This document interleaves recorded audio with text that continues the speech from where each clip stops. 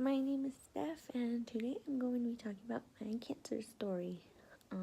Today, May 7th, 2019, is actually my 22nd birthday, so happy birthday to me.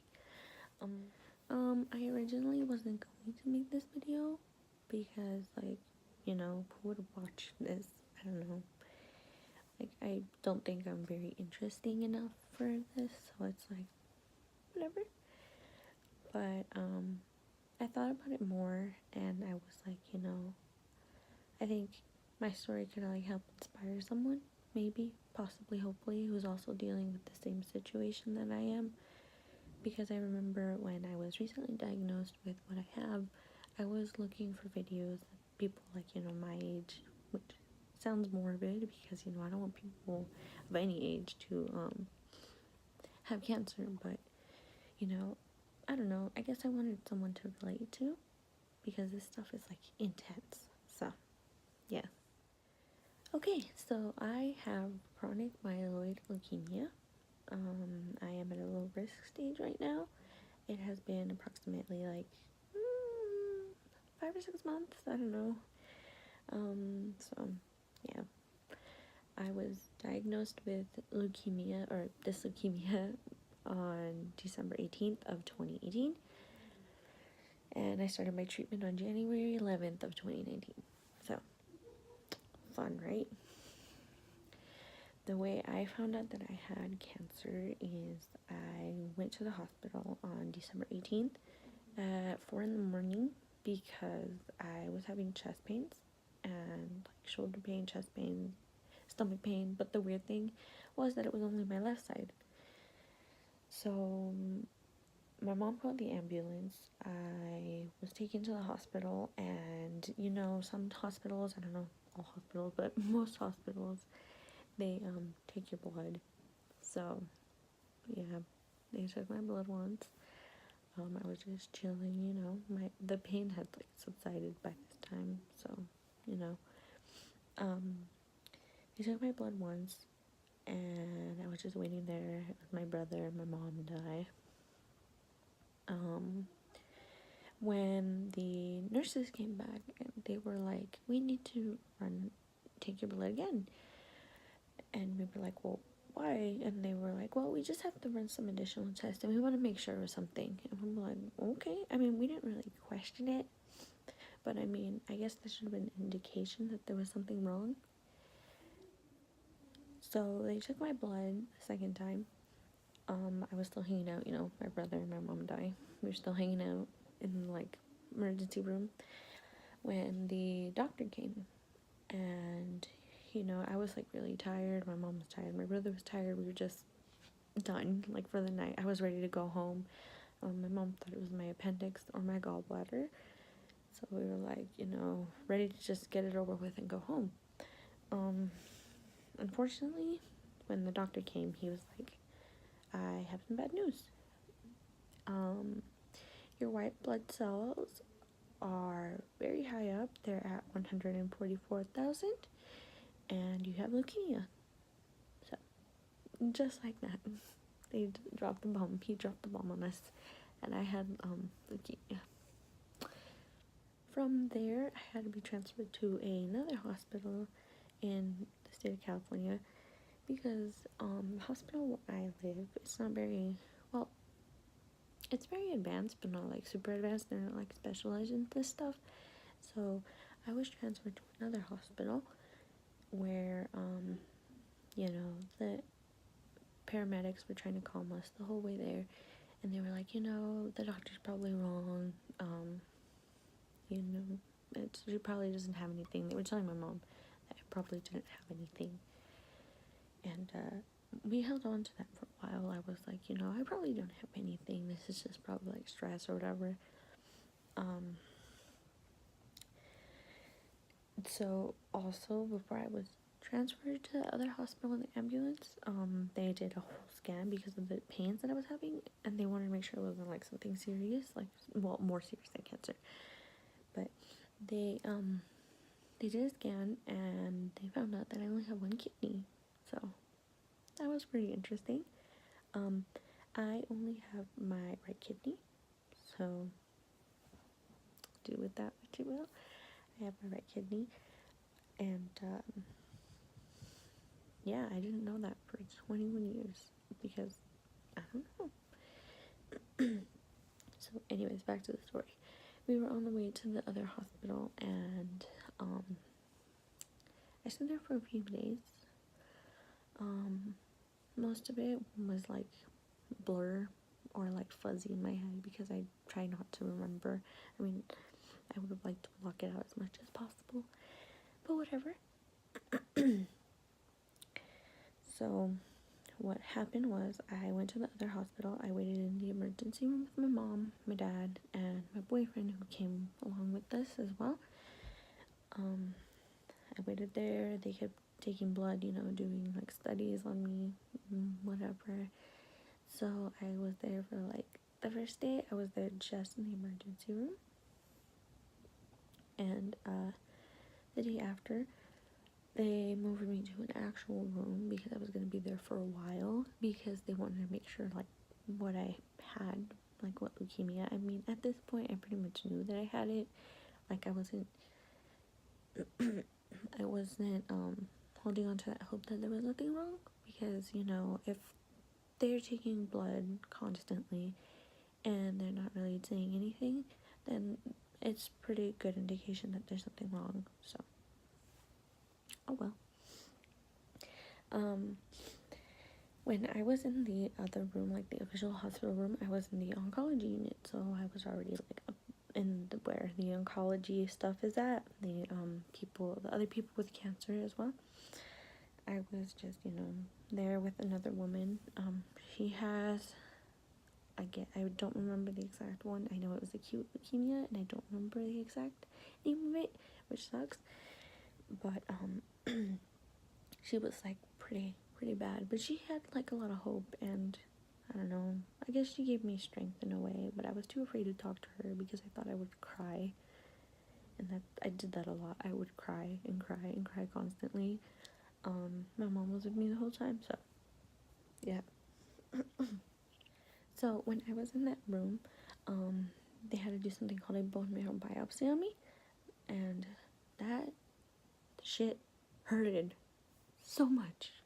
It hurt like you have no idea. It was so uncomfortable, annoying, hurtful. It was one of the worst things I've ever experienced. So yikes.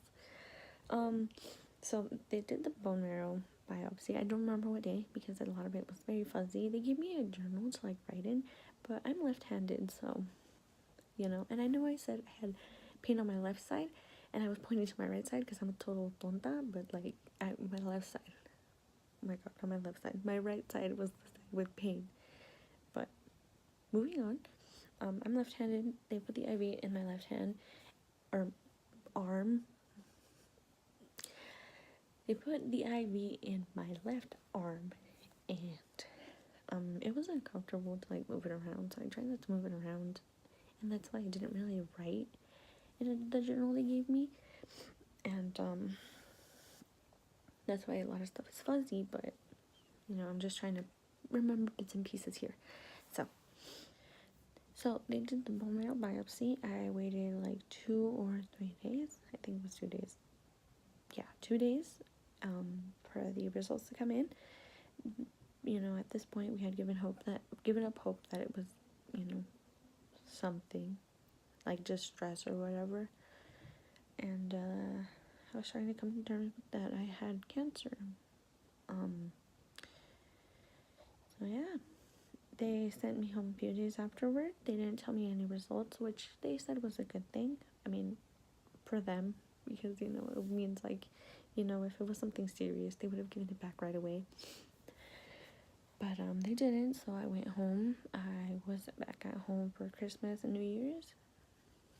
And then that same week of New Year's, I believe, I went to my first oncology appointment where my oncologist told me, so you have chronic myeloid leukemia. And I was like, damn it, like, frick. So, he told me, you have chronic myeloid leukemia. It's at a very low risk, though, which was good news. Well, I mean, it still sucks that I have cancer, but I don't know, I wanted to make light of something, like find the silver lining in something. So he said, you're at a low risk, we're gonna start you on medication. Your chemotherapy is just gonna be this little pill that you take every single day at the same time, with a meal and a full glass of water. Yeah, that's what they told me. And then like a week or two after that, I started officially on the medication. So yeah, that was like pretty much the whole span of how I was diagnosed, how I figured it out, and yada yada.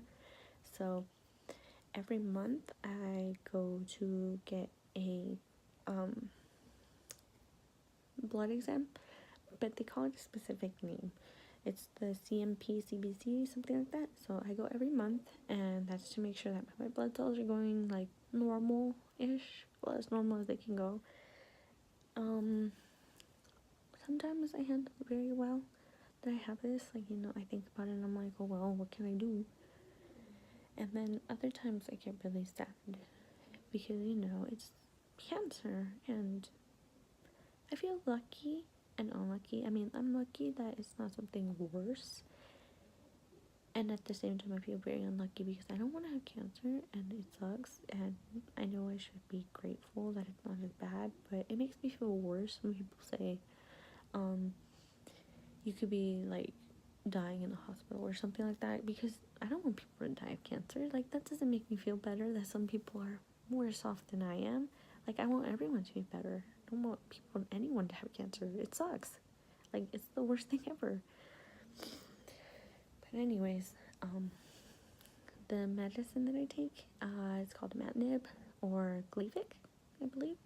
Yeah, Gleevec. And the side effects right now aren't too bad, but, you know, the nausea is what really gets me because I hate vomiting. Like, I have fear of vomiting.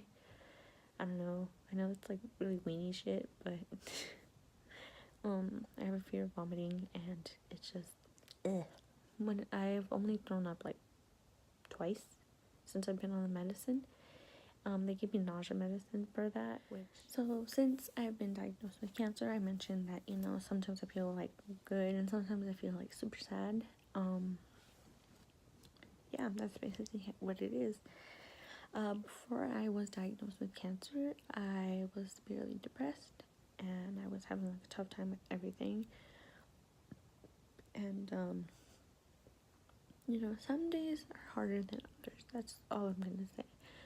Some days it's a struggle to take that medicine because it's just, I don't know, I just want it to end already. Like, I don't want to do this, you know. And reading on the internet was like the worst thing ever when I was recently diagnosed, because, you know, it scares you. You're like, you're never gonna get cured, or some people have been like this way for like 20 years, 15 years, 10 years, yada yada. And I'm like, oh my god. And it's like, well, what do I do? Like, I don't know. I freaked myself out, which is bad.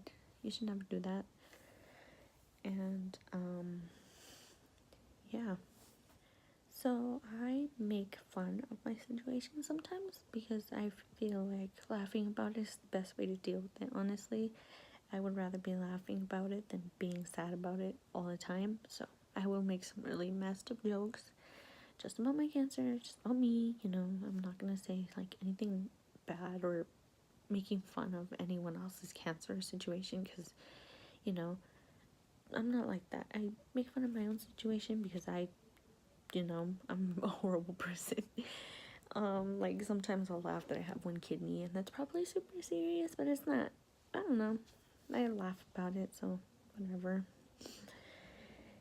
And, yeah, that pretty much concludes my whole cancer story, how I found out and all that.